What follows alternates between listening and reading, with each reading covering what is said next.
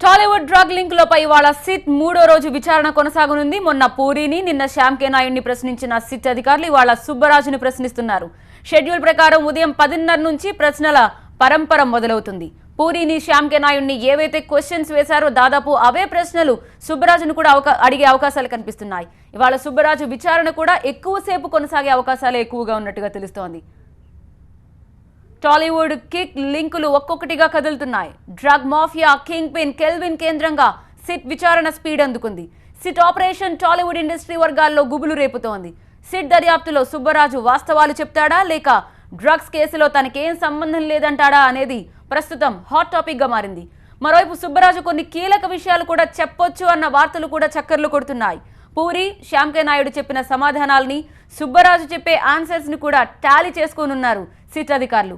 ఒకవేళ సుబ్బరాజు చెప్పే సమాధానాల్లో ఏవైనా అనుమానాలుంటే అతన్ని కూడా మరోసారి విచారణకు హాజరు కావచ్చని ఆదేశించబోతున్నట్టుగా సమాచారం.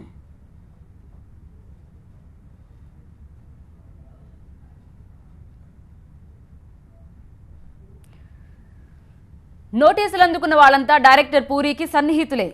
మ్యాటర్ ఇంతవరకు వచ్చింది కాబట్టి 24 ఫ్రేమ్స్ లో డ్రగ్ షేడ్స్ అన్నిటినీ పూరి అండ్ టీం బయట పెడుతుందా అనేది సర్వత్రా ఆసక్తి రేపుతోంది.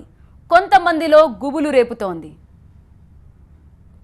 ఇటు సిట్ తదుపరి అడుగులపై కూడా ఆసక్తికర చర్చ జరుగుతోంది.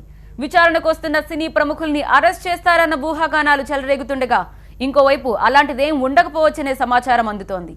అవసరమైతే పూరి జగన్నాథ్ లాంటి మరికొందరిని రెండోసారి విచారణకు పిలిచి ఆ తర్వాత పూర్తి నివేదికను కోర్టు ముందుకు తీసుకెళ్తారని తెలుస్తోంది.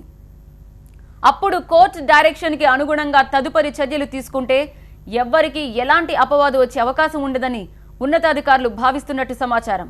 కేసు పురోగతిని ఎప్పటికప్పుడు తెలుసుకుంటున్న సీఎం కేసీఆర్ కేసు దర్యాప్తులో అకున్ సబర్వాల్ కి పూర్తి స్వేచ్ఛనిచ్చినట్లు ప్రభుత్వ వర్గాలు చెబుతున్నాయి.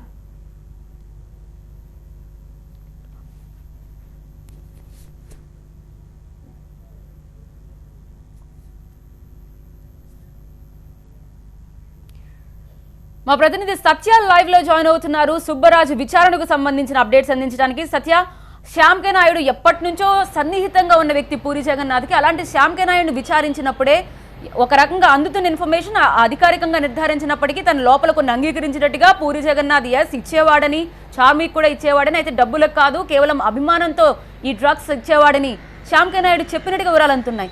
ఇప్పుడు సుబ్బరాజు కూడా ఒకవేళ అలాంటి ఇన్ఫర్మేషన్ ఇస్తే, అలాంటి విచారణలోనే భాగంగా మారితే అది ఎంత కీలకంగా మారే అవకాశం కనిపిస్తోంది?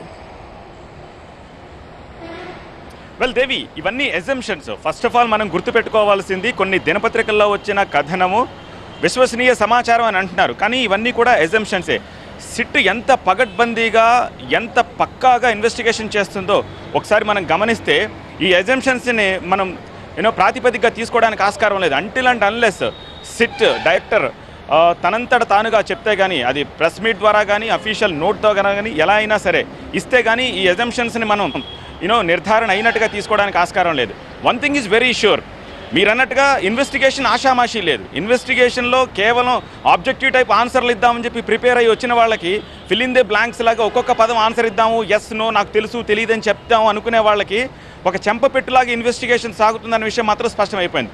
పూరి జగన్నాథ్ వచ్చేటప్పుడు, పూరి జగన్నాథ్ వెళ్ళేటప్పుడు బాడీ లాంగ్వేజ్ని అర్థం చేసుకుంటే మనకు అర్థమవుతుంది ఎంత ఒత్తిడిలో సమాధానాలు చెప్పాల్సి వచ్చింది. ఈవెన్ శ్యామ్ కే నాయుడు ఆల్సో. ఈ నేపథ్యంలో సుబ్బరాజ్ ఇన్వెస్టిగేషన్ కూడా అంత ఈజీగా ఉంటుందని అనుకోవడానికి లేదు.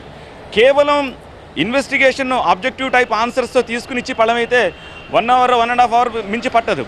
కానీ 10 గంటలు గ్రిల్ చేశారంటే పూరి జగన్నాథ్ని, శ్యామ్ కే నాయుడు లాంటి వాడిని 6 గంటలు ప్రశ్నించారు అంటే అర్థం చేసుకోవచ్చు సిచ్యువేషన్ ఏ స్థాయిలో ఉందో. అంటే ముందుగా వాళ్ళు ఏం చేస్తున్నారంటే మాకు తెలియదు అన్న ఆన్సర్ తోటి స్టార్ట్ చేస్తున్నారు, అప్పుడు ఒక్కొక్క ఆధారం బయట పెడుతున్నారు. అంటే సిట్ కేవలం హైపోథెటికల్గా ఏదో బయటకు ఒక రాయి విసురుదాము ఏం సమాధానం చెప్తారా అన్నట్టుగా క్వశ్చన్ తయారు చేయలేదు. క్వశ్చనీర్ ఎంత పక్కగా తయారు చేస్తున్నారంటే దేవి, ఏ పర్సన్కి ఏ పర్స్పెక్టివ్లో డేటా సంపాదించారు అన్న దాన్ని బేస్ చేసుకుని క్వశ్చనీర్ చేస్తున్నారు. మీరు గమనిస్తే పూరి జగన్నాథ్ అండ్ గ్యాంగ్ ఒక 6-7, అలాగే తరుణ్ అండ్ గ్యాంగ్. ముందుగా పూరి జగన్నాథ్ గ్యాంగ్కి డైరెక్ట్ ఇన్వాల్వ్మెంట్ ఎక్కువగా ఉందని చెప్పి దీన్ని బట్టి మనకు అర్థమవుతుంది. ఎందుకంటే తర్వాత మళ్ళీ జాగ్రత్త పడే అవకాశాలు ఉంటాయి. ఈ క్వశ్చనీర్ ఈ తరహాలో ఉంది కాబట్టి ఇలా మనం ఆన్సర్ చేయాల్సిన అవసరం ఉందని జాగ్రత్త పడతారని చెప్పి. తరుణ్ అండ్ గ్యాంగ్లో మనం చూడొచ్చు తరుణ్ని, తనీష్ని, నందుని, శ్రీనివాసరావుని, నవదీప్ని, వీళ్ళని. అలాగే పూరి గ్యాంగ్లో ఈ మేజర్గా మొదటి నుంచి జరుగుతున్న వాళ్ళని. So so third day Subbaraju investigation అనేది యాజ్ ఇట్ ఈస్గా మొదటి 2 రోజులు ఏ స్థాయిలో జరిగిందో అలాగే జరిగే అవకాశం ఎట్టి పరిస్థితుల్లో కనిపిస్తుంది. ఇప్పుడు ఆబ్కారీ శాఖ ఎక్సైజ్ అండ్ ప్రొహిబిషన్ ఆఫీస్ బయట ఉన్నాను నేను ఇప్పుడు ఇదే గేట్లోంచి సుబ్బరాజు కూడా సరిగ్గా 10 గంటలకు ఎంటర్ కాబోతున్నారు. సో వన్ థింగ్ ఏంటంటే చాలా ప్రాపర్గా ఇన్వెస్టిగేషన్కి వీళ్ళందరూ సహకరిస్తున్నారన్న విషయం మాత్రం అర్థమవుతోంది. కాకపోతే ఇన్వెస్టిగేషన్లో వీళ్ళు అనుకున్నట్టుగా అంత ఈజీగా లేదు అన్న విషయం మాత్రం వీళ్ళు గమనించలేకపోతున్నారు.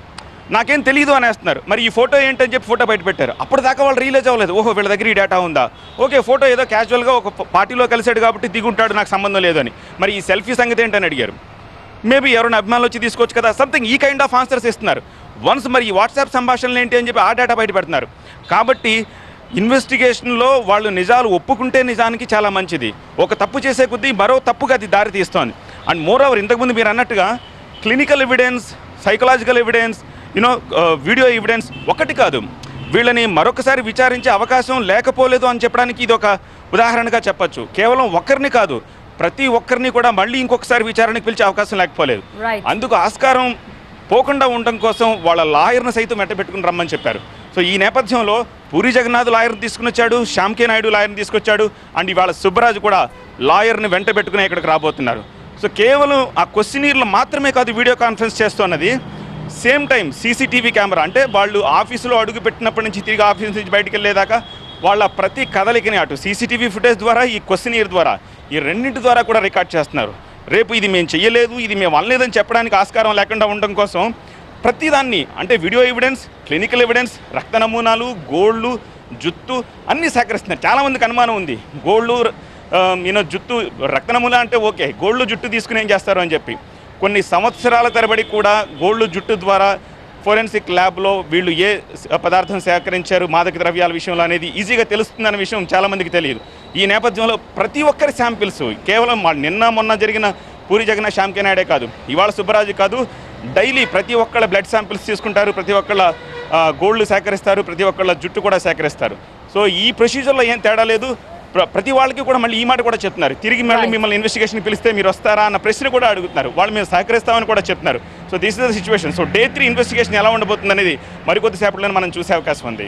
Right, thank you Satya, updates అందించినందుకు. ఇది సుబ్బరాజు ఈరోజు 3వ రోజు విచారణలో భాగంగా సిట్ అధికారుల ముందుకు హాజరు కాబోతున్నారు. సో టాలీవుడ్ కిక్ లింకులు ఒక్కొక్కటిగా కదులుతున్న నేపథ్యంలో ఈ రోజు సుబ్బరాజు విచారణలో ఏ వివరాలు బయటపెట్టబోతున్నారనేది చాలా కీలకంగా మారింది.